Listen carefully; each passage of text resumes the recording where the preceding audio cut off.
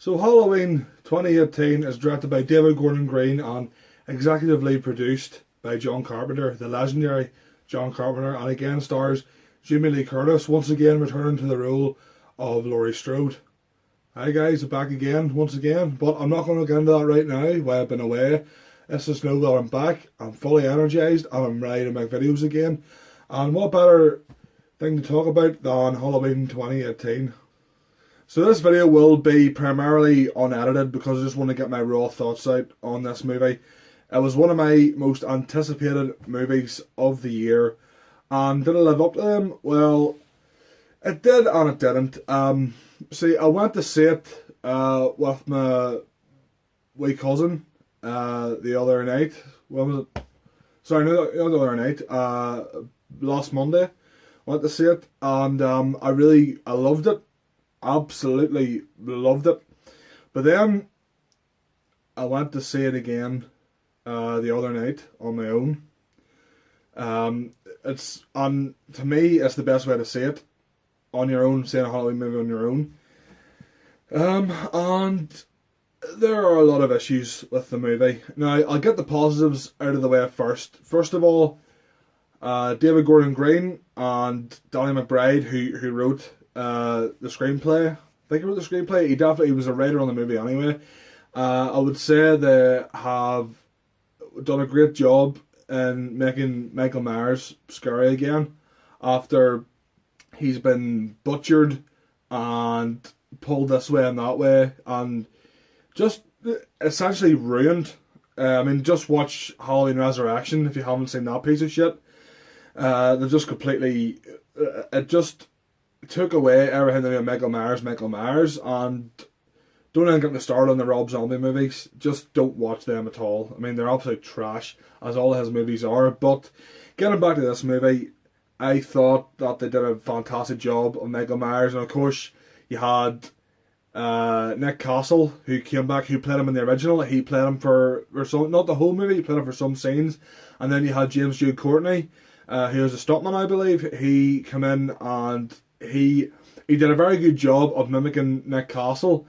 And the way Michael Myers is in this movie, it's right back, hard as nails, to where he was in the first one, and to an extension, Halloween 2. He's silent. He's just a shape, basically. He calculates. He's smart as well.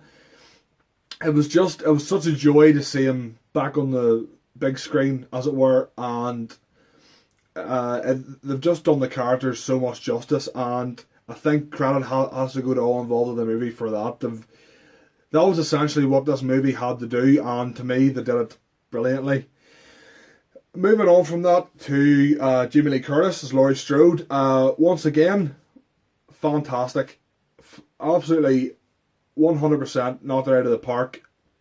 She portrays Laurie as you would do, as this PTSD-ridden loner who all the time, obviously, it's a cliche in some movies, horror movies and other movies. It's a cliche that, townspeople see these people as, crazy, they're just spouting out bullshit. But you don't really get that in this movie, because in this movie, Haddonfield knows that Michael Myers was real and that he did commit the murders in 78 and obviously his sister in 63. And they don't really see her as crazy, but she's just not seen as a member of society. And Jamie Lee Curtis knocks it out of the park. Her portrayal of Laura in this, it's quite something to behold. And I think, again, down to the writing, I think it was exactly what the character needed to be, and it was a great addition to the movie. Talking about the movie, at first I was sceptical of the fact that it came out that they were going to retcon all the sequels, from Halloween 2 to Resurrection. Obviously, you don't count the zombie movies because they're their own continuity. But in saying that, all the other sequels had their own continuities. I mean, Halloween, you had the original, you had Halloween 2, 4, 5 and 6. They were their own continuity, really. I think there was maybe some deviance from it, but I don't know. And then you had H2 and Resurrection. They went with Halloween 1 and 2 as their own continuity as well. very confusing. And then of course you had Season of the Witch, which is a completely different movie entirely. But as I was saying, when it came out that they were going to retcon the sequels, I thought it was a brave choice. I didn't really agree with it at the start, but after seeing the movie, I could fully see why they chose to do it that way, and makes the movie all the better for it. So, well, I was going to say that's where the positives end, but no, I'll say a couple more. The cinematography, I don't know if they got Dean Cundey back to do it, who did the original, but the cinematography is first class in this film. It really feels like the original. It feels there's a great atmosphere in the movie. I will say that it really captures the whole Halloween feel, not just Halloween the movie, but the Halloween as a celebration. You know, as the time of year, it really feels like that. You know, I mean, you have the leaves on the tree falling off the trees. You have kids going out trick or treating. That was one of the best parts of the movie as well. You know, you had Michael Myers walking around in his mask, and he's able to move about because everyone's dressed up for Halloween, and I think that's a great part of the story. The score, once again, was completed by John Carpenter, who did the original, and it is see the feeling of sitting in the cinema. You actually had opening titles in this movie, and when the original theme comes on, oh my god, the feeling was I had goosebumps, absolute goosebumps. And the score, to all intents and purposes, they were recreating the first one, but I think they've updated the score immensely, and again, adds to the atmosphere. So that is basically the end of the positives, and I'm not going to try and turn this into a rant, because that's not what this movie deserves. It's not a bad movie, by any stretch of the imagination. It's not a bad movie, but I was, especially the second viewing, I was very disappointed. Okay, let's start off. The side characters. Oh, the side characters. Okay, you had Judy Greer playing Karen Strode, who's the daughter of Laurie Strode. To her credit, I think she does a decent job with all she has to do. I mean, the saving grace about the movie is the side characters aren't the primary characters. Primary characters. I'll get that right eventually, but they weren't the forefront of the story. You had Michael and Laurie, and they were the two main characters, as it should be, as it should have been in the original. So yes, you had Judy Greer portraying Karen Strode, and she did her job okay. Some of the acting was a bit wooden, and some of the scenes, you could have cut them out of the movie and it would have made a difference. And you had, I don't know the actor's name, sorry, but you had also Laurie's granddaughter, Alison, I think was her character name. And she's, in this movie, she's basically set up to be the new Laurie Strode, you know, the new virgin girl, as it were. In this day and age, I mean, can you really have a virgin character? Seriously. Again, she wasn't bad per se, but again, I don't think you needed it. The dad character, shameless comic relief. I mean, he had a couple of funny lines and they weren't even that funny. Even on the second view, and especially in the second view, and they weren't that funny. You could have done without him, and to me, he's the single dumbest character. I mean, there's a scene, I'll get into spoilers here, I'll put it in the title of the video as well, but there's a scene in the third act, in the climax, where they know Michael Myers is loose, they know he's somewhere in the town. They're all holed up at Laurie's house, where it's all fortified, his weapons and all. And they see this police car come up the driveway. The police car stops outside, and it actually crashes outside the house. And the dad character walks outside, knowing Michael Myers is walking about somewhere, sees the police car doesn't even have any lights or sirens on. There's not even any interior lights on the car, and he just walks out and he says, "Any word? Any word? Anything happening?" And he opens the door, finds the bodies of the cops, and he gets killed by Michael Myers. Thankfully, I was like, thank God. actually killed someone worthwhile. But yeah, the dad character was just Michael fodder, let's call him.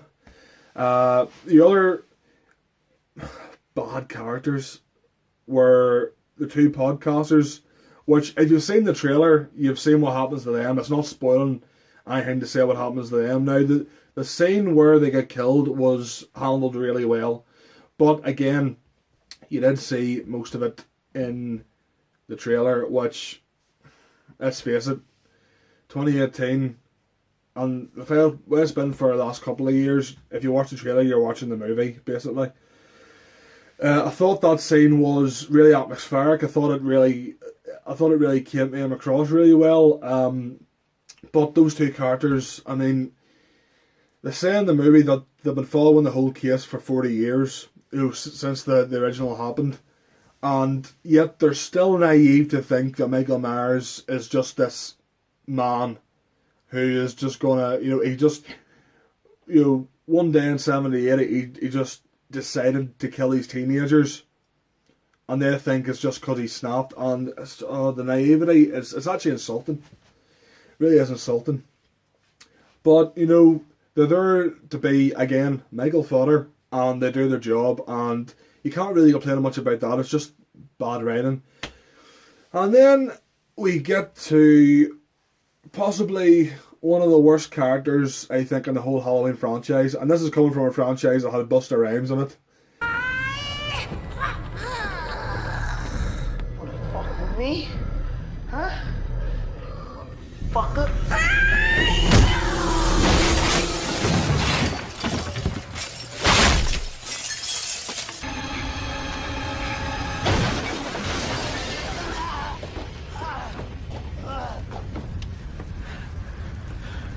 Trick or treat, motherfucker. The Dr. Sartain character, I think that's his name, basically Loomis 2.0, although that's an insult to Loomis. It's an insult to Donald Pleasence, and to an extent an insult to Malcolm McDowell as well, who played him in the remakes. But yeah, I didn't like it the first time, and I hated it even more the second time watching it. Basically, you have this doctor who essentially took over from Loomis, because I believe in this version they're saying that Loomis, after he shoots Michael off the balcony in the original, he tries to finish the job and the police drag him away. So I don't know if he got locked up or he just got discharged from his job as a psychiatrist, but he essentially took over Michael's care after the original, and it transpires that he's just been completely obsessed with Michael and why he kills, what pleasure he gets from killing. And one of the most out of nowhere twists and the most convoluted ways of telling a twist, he kills Will Patton's character, who's the sheriff of the town now. He kills Will Patton's character, takes Michael Myers' mask, puts it on, gets Michael, puts it on the back of the car, takes the mask off and puts it beside him. Now, this speaks to me on so many levels. Well, not speaks to me, pisses me off is what I would say. For a start, if you're going to do this twist, you should have followed it through to the end of the movie. The fact is, it's literally 5 minutes.